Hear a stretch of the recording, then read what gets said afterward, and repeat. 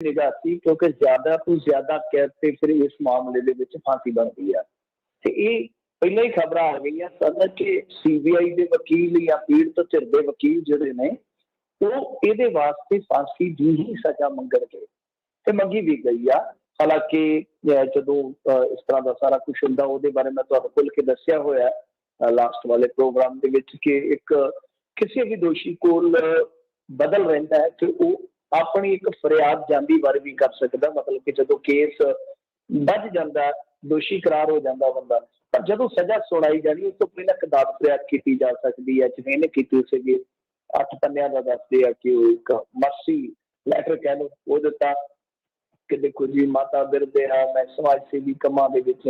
ਤਾਂ ਕਹਿਣ ਦਾ ਮਤਲਬ ਕਿ ਉਹ ਲੜਾਈ ਸਿਰਫ ਇਸੇ ਗੱਲ ਦੀ ਸੀਗੀ ਕਿ ਜਿਹਨੂੰ ਕੈਪੀਟਲ ਪਨਿਸ਼ਮੈਂਟ ਆਉਂਦੇ ਆ ਕਿ ਉਹ ਨਾ ਮਿਲੇ। ਸੋ ਇੱਥੇ ਵੀ ਮੰਗ ਜਿਹੜੀ ਅੱਜ ਕੀਤੀ ਗਈ ਆ, ਕਿਉਂਕਿ ਜਿਹੜੇ ਵਕੀਲ ਸਾਹਿਬ ਹੁੰਦੇ ਆ ਉਹ ਆ ਕੇ ਫਿਰ ਜੋ ਜਿਹੜਾ ਹੁੰਦੀ ਆ ਰਿਕਾਰਡ ਤੇ ਜਾਂਦੀ ਆ ਉਹ ਸਾਰੇ ਫੈਕਟ ਫਿਰ ਉਜਾਗਰ ਕਰਦੇ ਨੇ। ਉਹ ਡਿਫੈਂਸ ਵਾਲੇ ਵੀ ਆਉਂਦੇ ਨੇ, ਪੀੜਤ ਧਿਰ ਵਾਲੇ ਵੀ ਆਉਂਦੇ ਨੇ।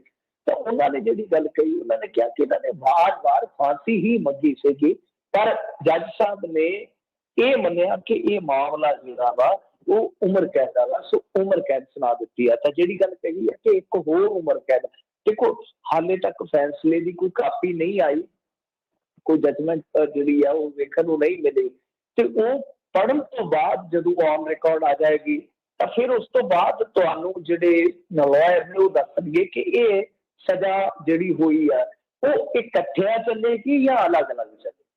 ਕਿਉਂ?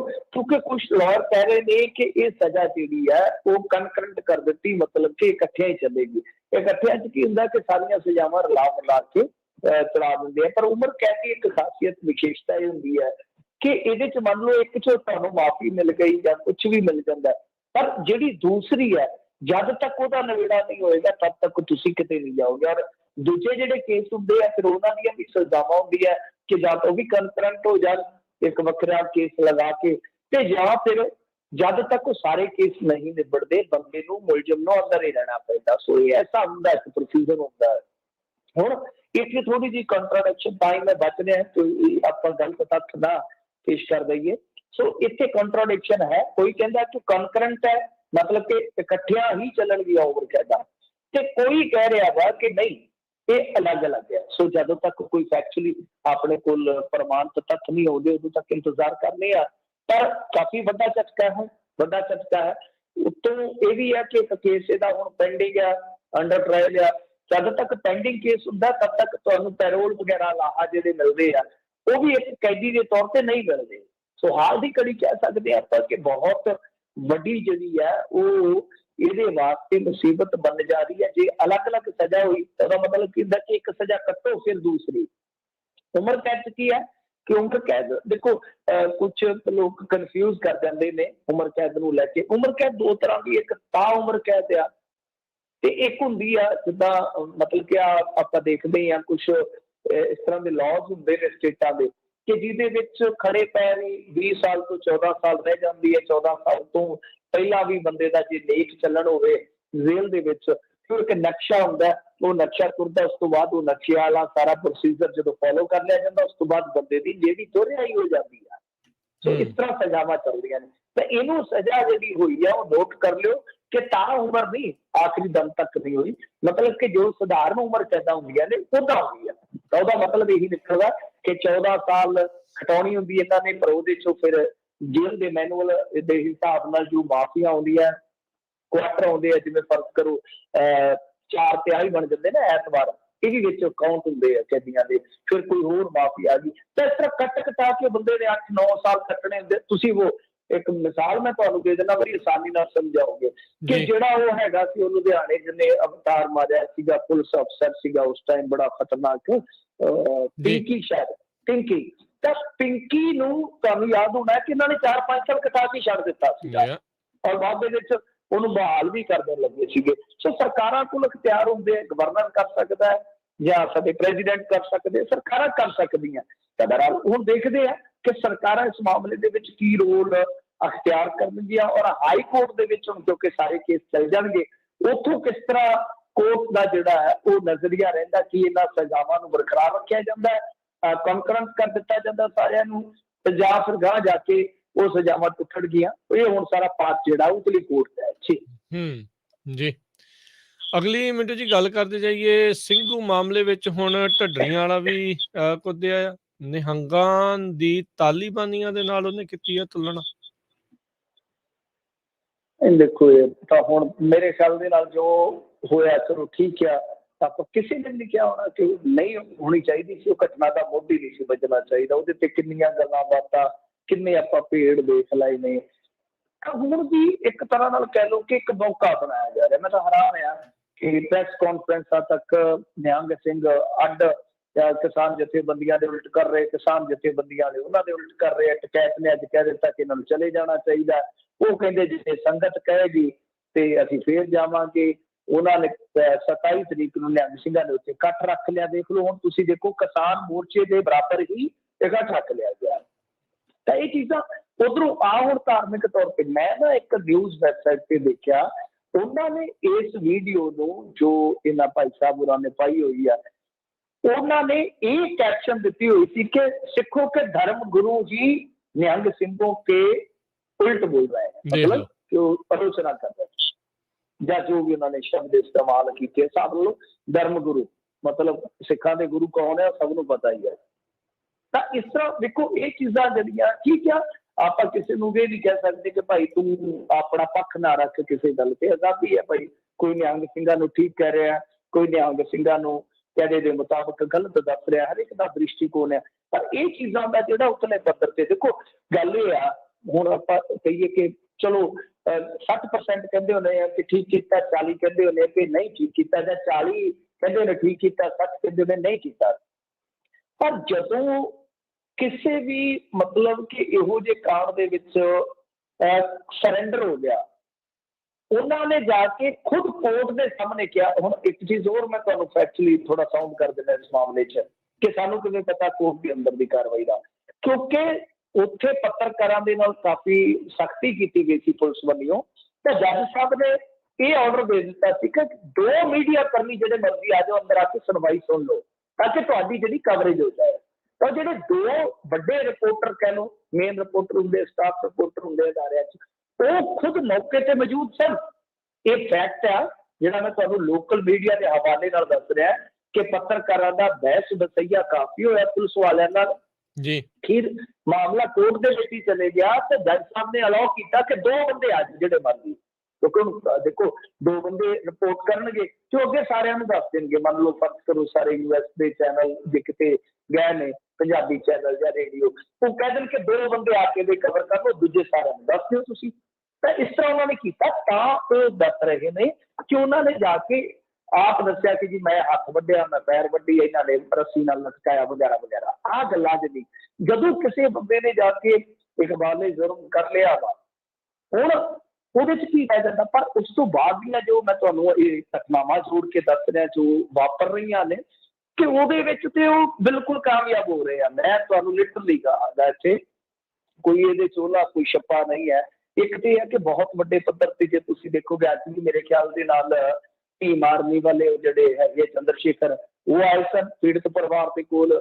ਮਾਇਆਵਤੀ ਪਹਿਲਾਂ ਹੀ ਟਵੀਟ ਕਰ ਚੁੱਕੀ ਆ। ਮੀਡੀਆ ਜਿਹੜਾ ਉਹ ਇਹਨੂੰ ਬਣਾ ਰਿਹਾ ਵਾ ਉੱਥੋਂ ਦਾ, ਮਤਲਬ ਕਿ ਕੌਮੀ ਮੀਡੀਆ ਤੇ ਕਹੀਏ, ਮੇਨ ਸਟ੍ਰੀਮ ਦਾ ਮੀਡੀਆ ਜਾਂ ਰੈਡੀਕਲ ਰਾਈਟ ਵਿੰਗ ਦਾ ਜਿਹੜਾ ਮੀਡੀਆ ਵਾ, ਉਹ ਕਹਿ ਰਿਹਾ ਦਲਿਤ ਵਰਸਸ ਜੱਟ ਜਾਂ ਦਲਿਤ ਵਰਸਸ ਖਾਲਿਸਤਾਨੀ। ਅੱਜ ਇੱਕ ਚੀਜ਼ ਤੁਸੀਂ ਨੋਟ ਕਰਿਓ, ਇਹਨੂੰ ਨਾ ਪੂਰਾ ਤੁਸੀਂ ਥੋੜਾ ਖੰਗਾਲ ਲਿਓ ਕਿ ਉਹ ਖਾਲਿਸਤਾਨ ਨੈਰੇਟਿਵ ਨੂੰ ਬਹੁਤ ਜ਼ਿਆਦਾ ਹਵਾ ਦੇ ਰਹੇ ਨੇ। ਮਤਲਬ ਜਿੱਦਾਂ ਹੁਣ ਸਾਡੇ ਇੱਥੇ ਕੀ ਹੈ ਕਿ ਨੌਜਵਾਨਾਂ ਨੂੰ ਡਰੱਗੀ ਜਾਂ ਗੈਂਗਸਟਰ, ਫਿਰ ਜੇ ਕਹਿ ਲਓ ਕਿਸਾਨ ਆ ਉਹਨਾਂ ਨੂੰ ਵੀ ਕਿਹਾ ਜਾਂਦਾ ਕਿ ਇਹ ਫਸਾਦੀ ਹੈ, ਕਾਮਰੇਡ ਹੈ। ਦੇਖੋ ਉਹਨਾਂ ਦੀ ਚਲਾਕੀ ਦੇਖੋ ਕਿ ਕਾਮਰੇਡ ਦੇ ਇਹ ਤਾਂ ਸਭ ਤੋਂ ਵੱਡਾ ਖਤਰਾ ਨੇ ਰਾਸ਼ਟਰ ਵਾਸਤੇ। ਕਾਮਰੇਡਾਂ ਦੇ ਨਾਲ ਲੜਦੇ ਆ ਜਿਹੜੇ ਰਾਈਟ ਵਿੰਗ ਵਾਲੇ ਪੰਜਾਬੀ, ਉਹ ਵੀ ਕਹਿੰਦੇ ਕਿ ਇਹ ਤੇ ਬਈ ਵਾਲੇ ਗਏ, ਤਾਂ ਕਾਮਰੇਡ ਕਹਿੰਦੇ ਕਿ ਤੁਸੀਂ ਖਤਰਾ ਹੋ।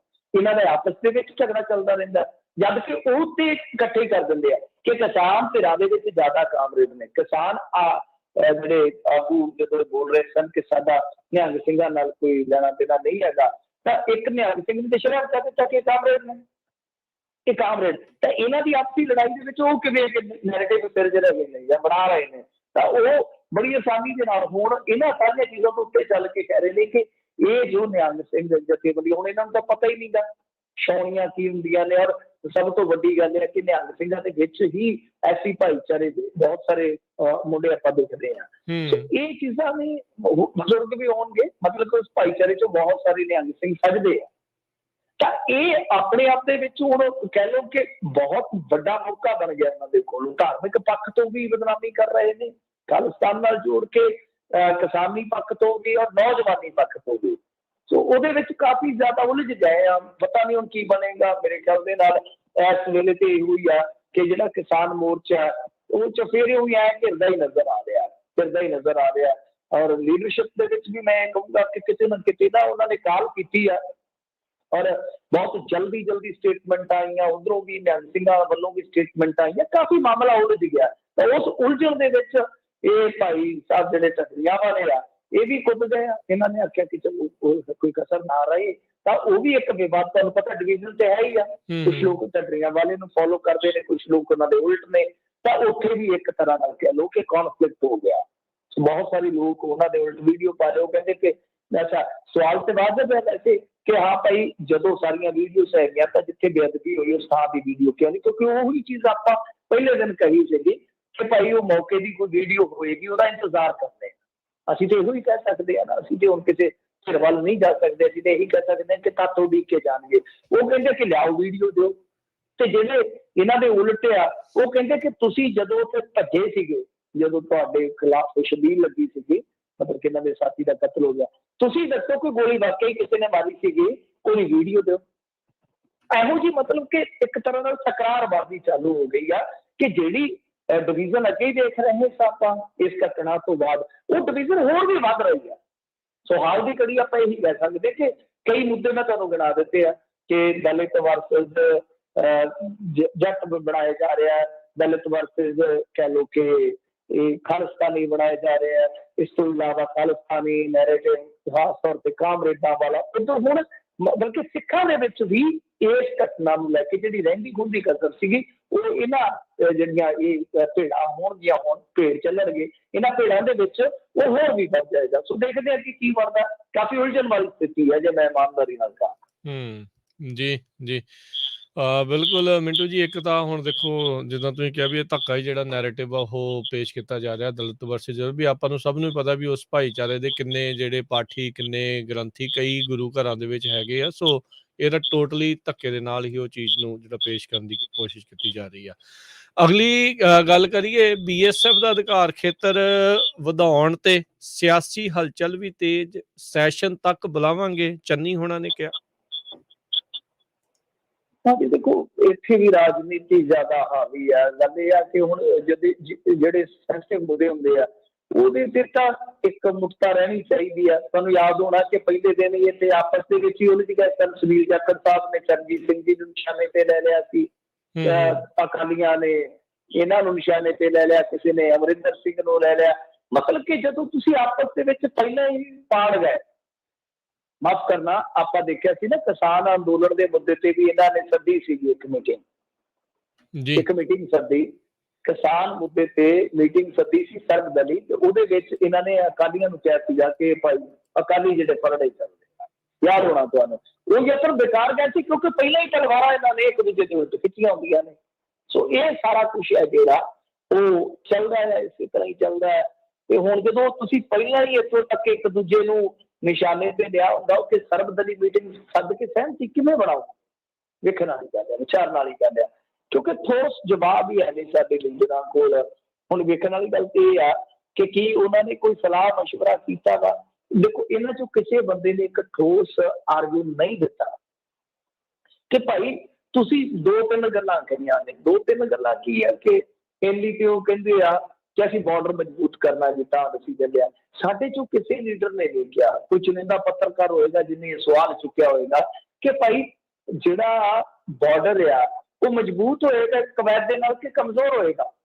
ਕਿਉਂਕਿ ਜਿੰਨੀ ਤੁਹਾਡੀ ਨਫਰੀ ਹੈ ਉਹ ਤੋਂ ਕਈ ਗੁਣਾ ਜ਼ਿਆਦਾ ਤਾਂ ਫਿਰ ਤੁਹਾਨੂੰ ਭਰਤੀ ਉੱਥੇ ਕਰਨੀ ਪਵੇਗੀ ਨਾ, ਤੁਹਾਨੂੰ ਐਕਸਟਰਾ ਤੇ ਨਫਰੀ ਲਾਉਣੀ ਪਵੇਗੀ ਜਾਂ, ਕਿਉਂਕਿ ਕਿੱਥੇ 15 ਕਿਲੋਮੀਟਰ ਦਾ ਜਿਓਰਿਸਡਿਕਸ਼ਨ ਹੈ ਤੁਹਾਡਾ, ਕਿੱਥੇ 50 ਕਿਲੋਮੀਟਰ ਦਾ। ਤੇ ਜੇ ਉਹੀ ਬੰਦੇ ਸਾਰੇ 50 ਕਿਲੋਮੀਟਰ ਨੂੰ ਹੀ ਕਵਰ ਕਰਨਗੇ, ਗਸ਼ਤ ਕਰਨਗੇ ਜਾਂ ਕੁਛ ਵੀ ਕਰਨਗੇ, ਤਾਂ ਬਾਰਡਰ ਮਜ਼ਬੂਤ ਹੋਇਆ ਕਿ ਕਮਜ਼ੋਰ ਹੋਇਆ? ਇਹ ਜਾਇਜ਼ ਸਵਾਲ ਹੈ ਕਿ ਨਹੀਂ? ਤੁਸੀਂ ਦੱਸੋ ਵੀ ਕਿੰਨਾ ਕੁ ਲੀਡਰਾਂ ਨੇ ਇਸ ਮੁੱਦੇ ਤੇ ਵਰਕਆਊਟ ਕੀਤਾ ਹੋਏਗਾ? ਇੱਕ ਬੇਸਿਕ ਸਵਾਲ ਹੈ ਕਾਮਨ ਸੈਂਸ ਦਾ ਕਿ ਭਾਈ ਕਿਵੇਂ ਕਰੋਗੇ। ਦੂਜੀ ਗੱਲ, ਕਿਸੇ ਨੇ ਸਾਡੇ ਬੰਦਿਆਂ ਨੇ ਇਹ ਨਹੀਂ ਕਿਹਾ ਕਿ ਜੰਮੂ ਕਸ਼ਮੀਰ ਦੇ ਵਿੱਚ ਤੁਸੀਂ ਭਾਈ ਐਂਟੀ ਡਰੋਨ ਸਿਸਟਮ ਇੰਸਟਾਲ ਕਰਨ ਜਾ ਰਹੇ ਹੋ। ਸਾਡੇ ਚ ਕਿਉਂ ਨਹੀਂ? ਉਹ ਵੀ ਕਰਨ, ਉਹ ਵੀ ਕਰ ਲਓ। ਜੇ ਤੁਹਾਨੂੰ ਡਰੋਨ ਤੋਂ ਡਰ ਆਉਂਦਾ, ਇਜ਼ਰਾਈਲ ਤੋਂ ਟੈਕਨੋਲੋਜੀ ਤੁਸੀਂ ਲਈ ਹੋਈ ਆ।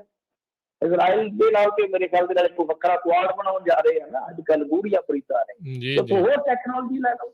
ਸੋ ਇਹ ਸਵਾਲ ਜਿਹੜੇ ਬੇਸਿਕ ਸਵਾਲ ਬਣਦੇ ਆ ਉਹਨਾਂ ਤੇ ਕੋਈ ਗੱਲ ਹੀ ਨਹੀਂ ਕਰ ਰਿਹਾ। ਅੱਛਾ, ਹੁਣ ਅਮਿਤ ਸ਼ਾਹ ਦੇ ਨਾਲ ਮੈਨੂੰ ਲੱਗਦਾ ਅਮਰਿੰਦਰ ਸਿੰਘ ਅੱਜ ਹੋਰ ਮਿਲਿਆ ਆ, ਮੁਲਾਕਾਤ ਕਰ ਰਿਹਾ। ਉਹ ਤੂੰ ਬੈਠੇ ਦਿੱਲੀ ਰਹਿੰਦਾ, ਚੰਗਾ ਵਿਹਲਾ ਕੀਤਾ ਇਹਨਾਂ ਨੇ, ਉਹਦੇ ਆਉਂਦਾ ਹੀ ਨਹੀਂ ਗਾ। ਮੈਨੂੰ ਲੱਗਦਾ ਉਹਨਾਂ ਨੇ ਪੱਕੀ ਡੈਸਕ ਦਿੱਤੀ ਆ ਤੇ ਇੱਥੇ ਬੈਠਾ ਰਿਹਾ, ਤੂੰ ਉੱਥੇ ਘਰ ਜਾ ਕੀ ਜੀ ਕਰਨਾ ਹੈ। ਤੇ ਅੱਜ ਫੇਰ ਮੁਲਾਕਾਤ ਕਰ ਲਈ ਹੈ। ਹੁਣ ਕੋਈ ਨਵਾਂ ਸਪਨਾ ਨਿਕਲਿਆ ਵੀ ਇਹਦੇ ਤੋਂ ਵੀ ਡਰ ਲੱਗਦਾ ਹੈ। ਡਰਿਆ ਬੰਦਾ ਕੀ ਸੋਚਦਾ ਤੁਹਾਨੂੰ ਪਤਾ ਹੀ ਆ, ਜਦੋਂ ਚਫੇਰੇ ਤੇ ਇਸ ਤਰ੍ਹਾਂ ਦੇ ਡਰ ਹੋਣ। ਫਿਰ ਜੋ ਵੀ ਆ, ਤੇ ਮੇਰੇ ਖਿਆਲ ਦੇ ਨਾਲ ਇਹਨਾਂ ਨੂੰ ਕੱਟ ਸੱਟ ਕਰ ਲੈਣਾ ਚਾਹੀਦਾ। ਪਰ ਹੁਣ ਬਹੁਤਾ ਕੁਛ ਕੀਤਾ ਕੀ ਹੈ? ਬਹੁਤਾ ਕੁਛ ਕੀਤਾ ਕੀ ਆ ਕਿ ਇਹਨਾਂ ਨੇ ਲੜਾਈ ਹੋਈ ਲੜੀ ਆਪਸ ਦੇ ਵਿੱਚ, ਇੱਕ ਮੁੱਠ ਹੋਣ, ਇੱਕਜੁੱਟ ਹੋਣ, ਕਹਿ ਕੇ ਹਾਂ ਭਾਈ ਸਾਡੇ ਨਾਲ ਘੱਟੋ ਘੱਟ ਵਿਚਾਰ ਚਰਚਾ ਤਾਂ ਕਰੋ। ਇਹ ਤੇ ਆਪਾਂ ਗੱਲ ਉਦੋਂ ਵੀ ਕਹੀ ਸੀਗੀ ਕਿ ਚਲੋ ਠੀਕ ਆ, ਪੁਲਿਸ ਦਾ ਅਧਿਕਾਰ ਖੇਤਰ ਹੈ ਜਿਹੜਾ, ਉਹ ਇਹ ਨਹੀਂ ਹੈ ਕਿ ਮੰਨਫੀ ਹੋ ਜਾਏਗਾ। ਬਿਲਕੁਲ ਪੁਲਿਸ ਕੋਆਰਡੀਨੇਸ਼ਨ ਚ ਰਹੇਗੀ ਜਿਹੜੀ ਵੀ ਆਪਰੇਸ਼ਨਲ ਗਤੀਵਿਧੀ ਹੋਏਗੀ। ਪਰ ਜੇ ਨਹੀਂ ਰੱਖਣਗੇ ਤਾਂ ਇੱਕ ਸੰਵਿਧਾਨਕ ਤੌਰ ਤੇ ਟਕਲ ਜਾਂ ਟਕਰਾਅ ਪੈਦਾ ਹੋ ਜਾਏਗਾ। ਪਰੰਤੂ ਘੱਟੋ ਘੱਟ ਤੁਸੀਂ ਜਾ ਕੇ ਸਾਰੀਆਂ ਤੇ ਰਹਿ ਕੇ ਕਹੋ ਕਿ ਭਾਈ ਤੁਸੀਂ ਸਾਡਾ ਸਹਿਮਤੀ ਵਾਲਾ ਪੱਖ ਤੇ ਦੇਖ ਲਓ ਨਾ ਕਿ ਅਸੀਂ ਕਿੱਥੇ ਸਹਿਮਤ ਹੁੰਦੇ ਆ। ਸਾਨੂੰ ਕੋਈ ਤਫਸੀਲ ਪੂਰਵਕ ਕੋਈ ਰਿਪੋਰਟ ਤੇ ਦਿਓ ਨਾ ਕਿ ਅਜਿਹਾ ਕਿਉਂ ਹੋ ਰਿਹਾ, ਵਾਕਾ ਹੋ ਰਿਹਾ। ਤੇ ਇਹ ਗੱਲਾਂ ਨੇ ਹਾਲ ਦੀ ਘੜੀ ਕਹਿ ਲਓ ਕਿ ਗੱਲਾਂ ਦੀ ਚਾਸ਼ਨੀ ਦੇ ਵਿੱਚ ਇਹ ਸਾਰਾ ਕੁਛ ਹੈ ਜਿਹੜਾ ਉਹ ਤਲ ਕੇ ਉਹ ਕੱਢੀ ਜਾ ਰਹੇ ਆ। ਉਹਦਾ ਕੀ ਬਣੇਗਾ ਕੀ ਨਹੀਂ ਬਣੇਗਾ ਸਮਝ ਤੋਂ ਪਰੇ ਦੀ ਗੱਲ ਆ। ਪਰ ਮੈਨੂੰ ਨਹੀਂ ਲੱਗਦਾ ਕਿ ਉਹ ਆਰਡੀਨੈਂਸ ਵੀ ਵਾਪਸ ਹੋਏਗਾ। ਮੇਨ ਜਿਹੜੀ ਗੱਲ ਆ ਕਿ ਉਹ ਵੀ ਆਰਡੀਨੈਂਸ ਬਹੁਤ ਲਿਆਂਦੇ ਇਹਨਾਂ ਨੇ, ਦੇਖ ਲਓ ਆਰਡੀਨੈਂਸ ਹੀ ਹੈ ਉਹ ਵੀ। ਤਾਂ ਮੈਨੂੰ ਨਹੀਂ ਲੱਗਦਾ ਕਿ ਉਹ ਆਰਡੀਨੈਂਸ ਵਾਪਸ ਆਏਗਾ। ਹਾਂ, ਇਹ ਆ ਕਿ ਤੁਸੀਂ ਉੱਥੇ ਰਲ ਮਿਲ ਕੇ ਜਿਵੇਂ ਕਿਸਾਨ ਸੰਘਰਸ਼ ਦੇ ਹੱਕ ਦੇ ਵਿੱਚ ਖਲੋਤੇ, ਉਵੇਂ ਸਦਨ ਦੇ ਵਿੱਚ ਖਲੋ ਕੇ ਤੁਹਾਨੂੰ ਵਿਰੋਧਤਾ ਕਰਨੀ ਪਏਗੀ। ਹੋਰ ਕੀ ਆ। ਜੀ ਜੀ। ਸੋ ਮਿੰਟੂ ਜੀ, ਇਹ ਕਾਫੀ ਕੁਝ ਇਸ ਟਾਈਮ ਵਾਪਰ ਰਿਹਾ ਆ। ਕੋਈ ਰਾਸ਼ਟਰਪਤੀ ਰਾਜ ਦੀਆਂ ਗੱਲਾਂ, ਕੋਈ ਬਾਬੇ ਬਿਸ਼ਨੇ ਦੀ ਬੈਠਕ ਕੀ ਆਂਦੀ, ਲੋਕਾਂ 'ਚ ਆਮ ਚਰਚਾ ਕੀ ਹੈਗੀ ਇਹ ਸਾਰੇ ਮਸਲਿਆਂ ਨੂੰ ਲੈ ਕੇ ਵੀ ਪੰਜਾਬ ਦੇ ਹਾਲਾਤ ਕਿੱਧਰ ਨੂੰ ਜਾ ਰਹੇ ਆ? ਹਾਲਾਤ ਕੁਝ ਕਿਸੇ ਪਾਸੇ ਵੀ ਜਾ ਸਕਦੇ ਆ ਜੀ। ਹੁਣ ਕੁਛ ਨਹੀਂ ਕਿਹਾ ਜਾ ਸਕਦਾ। ਜਿਸ ਤਰ੍ਹਾਂ ਦੀਆਂ ਸੈਂਸਿਟਿਵ ਘਟਨਾਵਾਂ ਵਾਪਰ ਰਹੀਆਂ ਨੇ ਨਾ, ਨਾਜ਼ੁਕ ਘਟਨਾਵਾਂ ਵਾਪਰ ਰਹੀਆਂ ਨੇ, ਤੇ ਹਮੇਸ਼ਾ ਦੇਖੋ ਇੰਡੀਆ ਦੀ ਭੂਗੋਲਿਕ ਤੇ ਜੇ ਸਮਾਜਿਕ ਪਰਿਸਥਿਤੀ ਤੁਸੀਂ ਦੇਖੋਗੇ ਨਾ, ਇੱਥੇ ਘਟਨਾਵਾਂ ਨੂੰ ਦਬਾਉਣ ਲਈ ਘਟਨਾਵਾਂ ਨੂੰ ਵਧਾਵਾ ਦੇ ਦਿੱਤਾ ਜਾਂਦਾ। ਸਹੀ ਗੱਲ ਸੋ ਕੁਛ ਨਹੀਂ ਕਿਹਾ ਜਾ ਸਕਦਾ। ਕੋਈ ਵੀ ਆਪਾਂ ਜੇ ਐਂਟੀਸਪੇਸ਼ਨ ਕਰੀਏ ਕਿਸੇ ਚੀਜ਼ ਦੀ ਤਾਂ ਮੇਰੇ ਖਿਆਲ ਦੇ ਨਾਲ ਨਹੀਂ ਹੈ ਕਿ ਐਂਟੀਸਪੇਟ ਕਰ ਸਕੀਏ ਕਿ ਆਹੀ ਹੋਊਗਾ ਯਾਰ। ਕੁਛ ਵੀ ਨਹੀਂ ਕਿਹਾ ਜਾ ਸਕਦਾ। ਹੁਣ ਰਾਜਨੀਤੀ ਚ ਅੱਗੇ ਕੀ ਹੋਣਾ, ਇਲੈਕਸ਼ਨ ਹੋਣਗੇ, ਕੌਣ ਕਿਸ ਤਰ੍ਹਾਂ ਦਾ ਮਾਹੌਲ ਸਿਰਜੇਗਾ, ਕੱਖ ਨਹੀਂ ਕਿਹਾ ਜਾ ਸਕਦਾ। ਹਾਲ ਦੀ ਘੜੀ ਦਾ ਇਹੀ ਹੈ ਕਿ ਕਿਸਾਨ ਸੰਘਰਸ਼ ਕਿਸ ਕਰਵਟ ਜਾਏਗਾ, ਕਿਉਂਕਿ ਆਪਾਂ ਦੇਖਿਆ ਹੀ ਹੈ ਹੁਣ ਜਿਸ ਤਰ੍ਹਾਂ ਦੀਆਂ ਚੀਜ਼ਾਂ ਨਿਕਲ ਰਹੀਆਂ ਨੇ। ਜੇ ਕਿਸਾਨ ਸੰਘਰਸ਼ ਹੈ ਜਿਹੜਾ ਉਹ ਹੋਰ ਕਮਜ਼ੋਰ ਪੈਂਦਾ ਹੈ। ਜਿਵੇਂ ਕਿ ਅੱਜ ਤੁਸੀਂ ਦੇਖੋ, ਮੈਂ ਗੱਲ ਜਿਹੜੀ ਆ ਤਥਾਤਮਕ ਕਰਨ ਦੇ ਵਿੱਚ ਯਕੀਨ ਰੱਖਦਾ। ਅੱਜ ਇਹਨਾਂ ਨੇ ਰੇਲ ਰੋਕੋ ਕਾਲ ਦਿੱਤੀ ਸੀ, ਸੱਚ ਜਾਣੇ ਨੂੰ ਪੰਜਾਬ ਤੇ ਹਰਿਆਣੇ ਤੋਂ ਬਾਹਰ ਇਹਦਾ ਕੋਈ ਅਸਰ ਨਹੀਂ ਹੈ। ਪੰਜਾਬ ਤੇ ਹਰਿਆਣੇ ਤੋਂ ਬਾਹਰ ਕੋਈ ਅਸਰ ਨਹੀਂ ਹੈ। ਉਹ ਅਸਰ ਕਿਵੇਂ ਕਮਜ਼ੋਰ ਹੋਇਆ, ਉਹ ਹੁਣ ਤੁਹਾਨੂੰ ਥੋੜੀ ਜਿਹੀ ਮਿਹਨਤ ਕਰਨੀ ਪਵੇਗੀ, ਮੈਂ ਅੰਦਾਜ਼ਾ ਲਾਉਣਾ ਪਏਗਾ ਕਿ ਕਿਉਂ। ਕਿਉਂਕਿ ਪਿਛਲੀ ਵਾਰੀ ਮੈਂ ਤੁਹਾਨੂੰ ਕਿੰਨੀਆਂ ਸਟੇਟਾਂ ਗਿਣਾਈਆਂ ਸੀਗੀਆਂ, ਯਾਦ ਕਰੋ। ਐਤਕੀ ਪੰਜਾਬ ਹਰਿਆਣੇ ਤੋਂ ਬਾਹਰ ਅਸਰ, ਪੰਜਾਬ ਤੋਂ ਸਭ ਤੋਂ ਜ਼ਿਆਦਾ ਸੀ, ਹਰਿਆਣੇ ਚ ਉਸ ਤੋਂ ਘੱਟ, ਤੇ ਬਾਹਰ ਨਾ ਮਾਤਰ ਕਿਤੇ ਹੋਏਗਾ। ਉਹਦਾ ਕਾਰਨ ਆਪ ਹੀ ਲੱਭ ਲਓ ਕਿ ਪਿਛਲੇ ਕੁਝ ਦਿਨਾਂ ਦੀਆਂ ਘਟਨਾਵਾਂ ਜਿਹੜੀਆਂ ਕੌਮੀ ਪੱਧਰ ਤੇ ਪੇਸ਼ ਹੋਈਆਂ ਨੇ ਜਾਂ ਵਾਪਰੀਆਂ ਨੇ, ਉਹਨਾਂ ਨੇ ਬਹੁਤ ਹੱਦ ਤੱਕ ਫਰਕ ਪਾ ਦਿੱਤਾ। ਸੋ ਜੇ ਕਿਸਾਨ ਸੰਘਰਸ਼ ਕਮਜ਼ੋਰ ਹੁੰਦਾ ਤਾਂ ਫਿਰ ਵੀ ਪੰਜਾਬ ਦੀ ਤਕਦੀਰ ਤੇ ਮੁਸਤਕਬਲ ਤੇ ਬਹੁਤ ਵੱਡਾ ਫਰਕ ਪਵੇਗਾ। ਤੇ ਜੇ ਮੰਨ ਲਓ ਕੋਈ ਰਾਜਨੀਤਿਕ ਘਟਨਾਕ੍ਰਮ ਐਸਾ ਵੈਸਾ ਵਾਪਰ ਜਾਂਦਾ ਜਾਂ ਸਮਾਜ ਦੇ ਵਿੱਚ ਕੋਈ ਸੈਂਸਿਟਿਵ ਘਟਨਾ ਦਾ ਵਾਪਰਨਾ ਹੋ ਜਾਂਦਾ 2015 ਦਾ ਜੋ ਆਪਾਂ ਮਾਹੌਲ ਦੇਖਿਆ, ਤਾਂ ਬਹੁਤ ਔਖਾ ਹੈ ਅੰਦਾਜ਼ਾ ਕਰਨਾ ਉਹਨਾਂ ਸਥਿਤੀਆਂ ਦਾ ਕਿ ਕੀ ਬਣੇਗਾ। ਜੀ, ਧੁੜਕੂ ਸਾਰਿਆਂ ਨੂੰ ਲੱਗਾ ਆ। ਚਲੋ ਵੀ ਸੁੱਖ ਦੀ ਅਰਦਾਸ ਕਰਦੇ ਆ ਵੀ ਭਾਈ ਠੀਕ ਰਵੇ। ਥਾਣੇਦਾਰ ਦੀ ਕਾਰ ਨੇ 2 ਕੁੜੀਆਂ ਨੂੰ ਮਾਰੀ ਟੱਕਰ, ਇੱਕ ਦੀ ਮੌਤ, ਦੂਜੀ ਗੰਭੀਰ, ਲੋਕਾਂ ਨੇ ਹਾਈਵੇ ਕੀਤਾ ਜਾਮ। ਹਾਂਜੀ ਦੇਖੋ, ਬਿਲਕੁਲ ਇਹ ਕਾਫੀ ਘਟਨਾ ਜਿਹੜੀ ਹੈ ਨਾ ਦਿਲ ਨੂੰ ਝਿਝੋੜਨ ਵਾਲੀ ਆ। 2 ਬੱਚੀਆਂ ਨੇ ਵਿਚਾਰੀਆਂ ਜੌਬ ਕਰਦੀਆਂ ਸੀਗੀਆਂ, ਉਹ ਸੜਕ ਕ੍ਰਾਸ ਕਰਨ ਲੱਗੀਆਂ ਸੀ, ਜਲੰਧਰ ਦੀ ਗੱਲ ਹੈ ਮੇਰੇ ਖਿਆਲ ਦੇ ਨਾਲ, ਜੀ। ਤੇ ਉਹ ਸੜਕ ਦੇ ਕਿਨਾਰੇ ਹੀ ਖੜੀਆਂ ਸੀਗੀਆਂ ਜਿੱਥੇ ਫੁੱਟਪਾਥ ਹੁੰਦਾ ਹੈ ਨਾ, ਤਾਂ ਉਹ ਗੱਡੀ ਆਈ ਆ, ਪਤਾ ਨਹੀਂ ਕਿਹੜੀ ਗੱਡੀ ਸੀ, ਬੜੀ ਸਪੀਡ ਦੇ ਵਿੱਚ ਸੀ, ਤੇ ਉਹ ਗੱਡੀ ਨੇ ਇੱਕ ਤਾਂ ਕੁੜੀ ਨੂੰ ਵਿਚਾਰੀ ਨੂੰ ਪਿਤਾ ਹੀ ਕਰ ਦਿੱਤਾ, ਜੌਬ ਕਰਦੀਆਂ ਸੀਗੀਆਂ ਅੰਡੂ ਵਿੱਚ ਸ਼ਾਇਦ, ਤੇ ਇੱਕ ਕੁੜੀ ਜਿਹੜੀ ਉਹ ਸੀਰੀਅਸ ਆ। ਬਾਅਦ ਦੇ ਵਿੱਚ ਇਹਨਾਂ ਨੇ ਪਰਿਵਾਰਾਂ ਨੇ, ਪੀੜਤ ਪਰਿਵਾਰਾਂ ਨੇ ਧਰਨਾ ਵਗੈਰਾ ਲਾਇਆ। ਫਿਰ ਬਾਅਦ ਦੇ ਵਿੱਚ ਪਤਾ ਲੱਗਾ ਵਾ ਕਿ ਅਸਲ 'ਚ ਉਹ ਜਿਹੜਾ ਚਾਲਕ ਸੀਗਾ, ਤੇ ਅੰਮ੍ਰਿਤਪਾਲ ਸ਼ਾਇਦ ਉਹਦਾ ਨਾਮ ਆ, ਉਹ ਹਰੀਕੇ ਪੱਤਨ ਦੇ ਵਿੱਚ ਤੈਨਾਤ ਸੀ ਬਤੌਰ ਥਾਣੇਦਾਰ। ਪਰ ਜੇ ਤੁਸੀਂ ਉਹ CCTV ਫੁਟੇਜ ਮੇਰੇ ਵਰਗਾ ਕਮਜ਼ੋਰ ਬੰਦਾ ਤੇ ਵੇਖ ਹੀ ਨਹੀਂ ਪਾਉਂਦਾ, ਜੇ ਦੇਖੋਗੇ ਤਾਂ ਸਿੱਧੇ ਤੌਰ ਤੇ ਹੀ ਨਜ਼ਰ ਆਉਂਦਾ ਹੈ ਕਿ ਇੱਕ ਤਾਂ ਗੱਡੀ ਦੀ ਸਪੀਡ ਬਹੁਤ ਜ਼ਿਆਦਾ ਸੀ, ਇੱਕ ਉਸ ਬੰਦੇ ਨੇ ਬਿਲਕੁਲ ਕਹਿ ਲਓ ਕਿ ਫੁੱਟਪਾਥ ਦੇ ਨਾਲ ਹੀ ਚਾੜ ਦਿੱਤੀ ਆ। ਹੁਣ ਕੀ ਉਹਦਾ ਮੈਡੀਕਲ ਹੋਇਆ ਜਾਂ ਨਹੀਂ ਹੋਇਆ, ਅਰੈਸਟ ਕਰ ਲਿਆ ਸੀ, ਕੀ ਕੁਛ ਖਾਧਾ ਪੀਤਾ ਸੋ ਜਾਂ ਨਹੀਂ, ਕਿਤੇ ਬਾਹਰ ਦੀਆਂ ਗੱਲਾਂ ਨੇ। ਪਰ ਉਹ ਗੱਡੀ ਜਿਹੜੀ ਆ ਉਹ ਕਹਿ ਸਕਦੇ ਆ ਲਾਪਰਵਾਹੀ ਨਾਲ ਕੀਤੀ ਡਰਾਈਵਿੰਗ, ਜਿਹੜੀ ਹੈ ਡਰਾਈਵਿੰਗ ਘੱਟ ਕਹੀਏ, ਇੱਕ ਤਰ੍ਹਾਂ ਨਾਲ ਕਹਿ ਲਓ ਕਿ ਕਤਲ ਕਰਨ ਵਾਲੀ ਗੱਲ ਹੀ ਆ। ਕਿਉਂਕਿ ਜੇ ਤੁਸੀਂ ਖਤਰਨਾਕ ਡਰਾਈਵਿੰਗ ਕਰਦੇ ਹੋ ਤੇ ਤੁਹਾਡੀ ਗੱਡੀ ਵਾਸਤੇ ਚਲੋ ਹੋ ਸਕਦਾ ਕੋਈ 10-20 ਹਜ਼ਾਰ ਦਾ ਨੁਕਸਾਨ ਬਣ ਜਾਵੇ, ਪਰ ਜਿਹਨਾਂ ਦੇ ਘਰ ਹੀ ਉੱਜੜ ਗਏ ਉਹਨਾਂ ਵਾਸਤੇ ਤਾਂ ਡਰਾਈਵਿੰਗ ਨਾ ਹੋ ਕੇ ਇੱਕ ਕਾਤਲ ਚੀਜ਼ ਦੀ ਆ, ਕਹੀਏ ਕਿ ਕਾਤਲ ਡਰਾਈਵਿੰਗ ਸੀਗੀ, ਜਿੰਨਾ ਕੁ CCTV ਦੇ ਵਿੱਚ ਵਿਜ਼ੂਅਲ ਦੇਖਣ ਨੂੰ ਮਿਲਦਾ। ਇਹ ਸਾਡੇ ਪੰਜਾਬ ਦੇ ਵਿੱਚ ਇੱਕ ਹੈ ਗੱਲ ਕਿ ਸ਼ਹਿਰ ਦੇ ਵਿੱਚ ਨਹੀਂ ਦੇਖਣਾ। ਫਿਰ ਸਾਡੇ ਇੱਥੇ ਤੁਹਾਨੂੰ ਪਤਾ ਪ੍ਰੋਪਰ, ਜਿਵੇਂ ਤੁਹਾਡੇ ਇੱਥੇ ਪੈਦਲ ਜਾਣ ਵਾਸਤੇ ਲਾਂਘੇ ਹੁੰਦੇ ਆ, ਜਿਵੇਂ ਪੈਦਲ ਕਿਸੇ ਨੇ ਰੋਡ ਕ੍ਰਾਸ ਕਰਨਾ ਜਾਂ ਸਕੂਲ, ਉਹ ਸਾਰਾ ਸਿਸਟਮ ਹੈ। ਸਿਸਟਮੈਟਿਕਲੀ ਦੇਖੀਏ ਤਾਂ ਅਸੀਂ ਬਹੁਤ ਪਿੱਛੇ ਆ, ਜਿੱਥੋਂ ਵੀ ਕਿਤੇ ਟੱਪਣਾ ਹੁੰਦਾ ਬੰਦਾ ਵਹਿੰਦਾ ਬੁੰਦਾ ਤੇ ਇੱਧਰ ਹੋਏਗਾ, ਪਰ ਜੇ ਕੋਈ ਇਹੋ ਜਿਹਾ ਨਕੰਮਾ ਹੀ ਆ ਜਾਵੇ ਜਾਂ ਨਹੀਂ ਆ ਜਾਵੇ ਤੇ ਕੀ ਕੀਤਾ ਜਾ ਸਕਦਾ। ਬਹੁਤ ਮੰਦਭਾਗੀ ਘਟਨਾ ਵਾਪਰੀ। ਜੀ ਜੀ। ਸਤਿਆਪਾਲ ਮਲਿਕ ਨੇ ਫੇਰ ਦੱਸਿਆ ਕਿਸਾਨ ਅੰਦੋਲਨ ਮੁਕਾਉਣ ਦਾ ਫਾਰਮੂਲਾ। ਇਹ ਸਤਿਆਪਾਲ ਮਲਿਕ ਆ ਜਿਹੜੇ, ਇਹ ਮੇਰੇ ਖਿਆਲ ਦੇ ਨਾਲ ਮੇਘਾਲਿਆ ਦੇ ਹੈਗੇ ਨੇ ਰਾਜਪਾਲ। ਵੈਸੇ ਪਹਿਲਾਂ ਤੁਹਾਨੂੰ ਯਾਦ ਹੋਣਾ ਇੱਕ ਬੜਾ ਐਪੀਸੋਡ ਮਸ਼ਹੂਰ ਰਿਹਾ ਸੀਗਾ ਕਿ ਜਦੋਂ ਇਹ PDP ਵਾਲਿਆਂ ਨੇ ਦਾਅਵਾ ਕਰਨਾ ਸੀਗਾ, ਰਲ ਗਏ ਸੀ ਨਾ ਕਾਂਗਰਸ ਵਾਲੇ, ਨੈਸ਼ਨਲ ਕਾਨਫਰੰਸ ਵਾਲੇ, PDP ਵਾਲੇ, ਕਿ ਸਰਕਾਰ ਬਣਾਉਣੀਆਂ ਸੀ, ਤੇ ਜਿਹੜਾ ਇਹਨਾਂ ਨੇ ਫੈਕਟ ਭੇਜਿਆ ਸੀਗਾ, ਸਤਿਆਪਾਲ ਮਲਿਕ ਕਹਿੰਦਾ ਕਿ ਉਦੋਂ ਤੇ ਕੋਈ ਸਾਡੇ ਘਰੇ ਹੀ ਨਹੀਂ ਸੀਗਾ। ਮਤਲਬ ਕਿ ਇਹਨਾਂ ਨੇ ਰਲ ਕੇ ਇਹਨਾਂ ਨੂੰ ਸੁਨੇਹਾ ਭੇਜ ਦਿੱਤਾ ਕਿ ਅਸੀਂ ਸਰਕਾਰ ਬਣਾਉਣਾ ਚਾਹੁੰਦੇ, ਅਸੀਂ ਦਾਅਵਾ ਪੇਸ਼ ਕਰ ਰਹੇ ਹਾਂ। ਤੇ ਉਹ ਕਹਿੰਦੇ ਜੀ ਮੈਂ ਤਾਂ ਫੈਕਟਸ ਦੇਖੇ ਕੋਈ ਨਹੀਂ, ਉਧਰ ਚੁੱਕ ਕੇ ਮੇਰੇ ਨੌਕਰ ਛੁੱਟੀ ਤੇ ਗਏ ਹੋਏ ਸੀ। ਤੇ ਉਹ ਫਿਰ ਸਵੇਰੇ ਇਹਨਾਂ ਨੇ ਧਮਾਕਾ ਕੀਤਾ ਸੀ, ਰਾਤ ਤੱਕ ਅਗਲਿਆਂ ਨੇ ਪਟਾਕਾ ਪਾਤਾ। ਤੁਹਾਨੂੰ ਪਤਾ ਹੀ ਹੈ ਪਰ ਕਸ਼ਮੀਰ ਚ ਕੀ ਬਣਿਆ।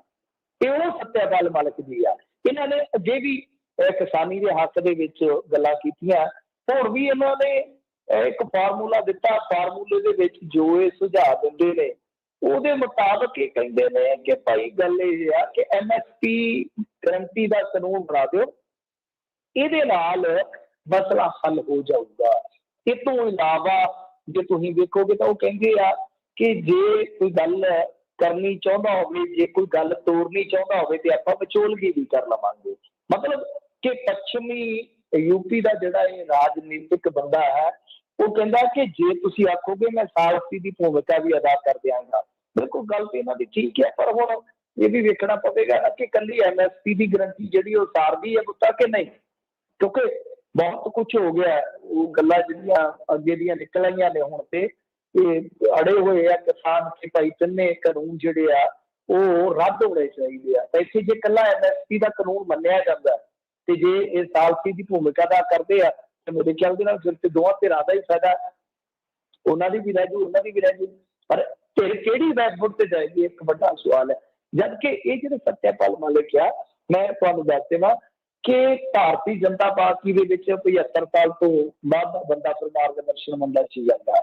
ਇਹਨਾਂ ਦੀ ਤਿਆਰੀ ਆ, ਰਾਜਪਾਲ ਉਹਨਾਂ ਨੇ ਬਣਾ ਰੱਖਿਆ ਮਾਰਗਦਰਸ਼ਨ ਮੰਡਲ। ਤੁਹਾਨੂੰ ਪਤਾ ਹੀ ਵੱਡ ਖਾਂਦਾ, ਨਵਾਨੀ ਦਾ ਵੇਖੋ ਨਾ ਕੀ ਹੋਇਆ, ਉਹ ਬੁਲਾਉਂਦਾ ਰਹਿੰਦਾ, ਕੋਈ ਉਹਦੇ ਨਾਲ ਗੱਲਾਂ ਕਰਨ ਵਾਲਾ ਵੀ ਨਹੀਂ ਟੱਕਰ ਦਿੱਤਾ। ਤੇ ਉਦਾਂ ਹੀ ਇਹ ਕਹਿੰਦੇ ਆ ਕਿ ਕਿਤੇ ਕੱਲ ਨੂੰ ਮਾਰਗਦਰਸ਼ਨ ਮੰਡਲ 'ਚ ਨਾ ਚਲੇ ਜਾਈਏ, ਇਸ ਕਰਕੇ ਕਿਉਂਕਿ ਬੈਲਟ ਕਿਸਾਨਾਂ ਦੀ ਹੈ ਵੈਸਟਰਨ UP, ਕਿ ਉਹਦੇ ਵਿੱਚ ਆਧਾਰ ਹੈ ਜਿਹੜਾ ਆਪਾਂ ਬਣਾ ਕੇ ਰੱਖੀਏ। ਇਸ ਕਰਕੇ ਕਿਸਾਨਾਂ ਦੇ ਹੱਕ ਦੇ ਵਿੱਚ ਸਦਾ ਠੋਕ ਕੇ ਬੋਲਦੇ ਆ, ਚੰਗੀ ਗੱਲ ਹੈ। ਜੀ ਜੀ ਸ਼ੁਕਰੀਆ ਮਿੰਟੂ ਜੀ, ਮਿਲਦੇ ਹਾਂ ਜੀ ਅਗਲੀ ਵਾਰ। ਧੰਨਵਾਦ, ਸਤਿ ਸ਼੍ਰੀ ਅਕਾਲ ਜੀ। ਸਤਿ ਸ਼੍ਰੀ ਅਕਾਲ। ਇੱਥੇ ਹੀ ਪ੍ਰੋਗਰਾਮ ਦੀ ਸਮਾਪਤੀ। ਅਗਲੀ ਵਾਰ ਤੱਕ ਲਈ ਲੈਣੇ ਇਜਾਜ਼ਤ। ਮੇਰੇ ਵੱਲੋਂ ਮੈਂ ਸਭ ਨੂੰ ਪਿਆਰ ਭਰੀ ਸਤਿ ਸ਼੍ਰੀ ਅਕਾਲ। ਸੁਣਦੇ ਰਹੋ ਪੰਜਾਬੀ ਰੇਡੀਓ USA।